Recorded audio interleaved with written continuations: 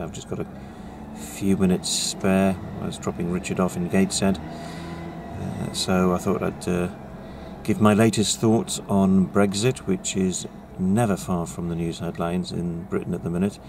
We have until next March before we leave, and we have, I think it's October, where there's the big intergovernmental meeting to decide the exit package and our relationship with Europe after that.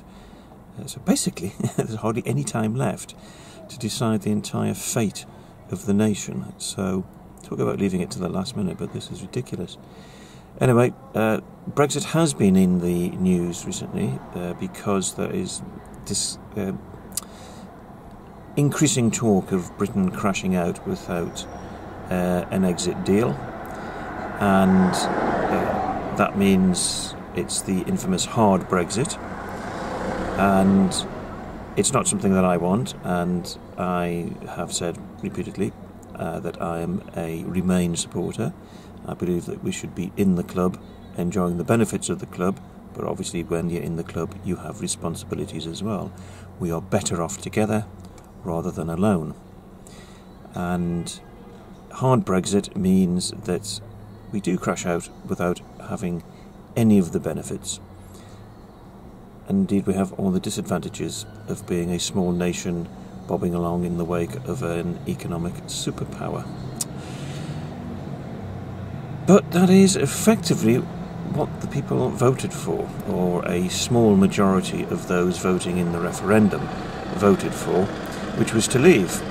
And at the end of the day, the leavers who are now complaining that Europe are dragging their heels, not giving us a fair deal, that position surprises me, because the leavers were saying we need to get out of Europe.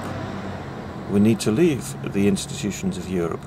So you can hardly complain when Europe says, well, thank you and goodbye, but you're not going to continue to use the facilities if you've left. So why the hard Brexiteers should be up in arms about Europe's attitude is a bit strange, given that effectively, and to some extent by the back door, Europe may well be giving the hard Brexiteers what they want, which is no deal. So it's just,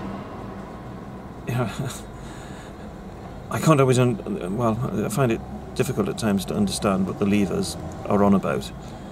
But you're getting what you asked for. And I suppose it's always a case of be careful what you ask for. But anyway, we're suffering the consequences now because the pound is slipping heavily against the dollar and the euro, in fact, against just about every currency going except for the Turkish lira. And that means our exports will be cheaper, but our imports will be much more expensive. And the price of oil will go up because that's priced in dollars. And if you just think, just a few weeks ago, the pound was worth $1.41. It's now worth $1.29. So we have lost a substantial part of the value just in the last few weeks. And the reason being is because the international markets are worried about Britain crashing out and having a hard Brexit. Now, I would have thought, as I said, the hard Brexiteers would be loving that, and for some reason they're not. Bizarre world.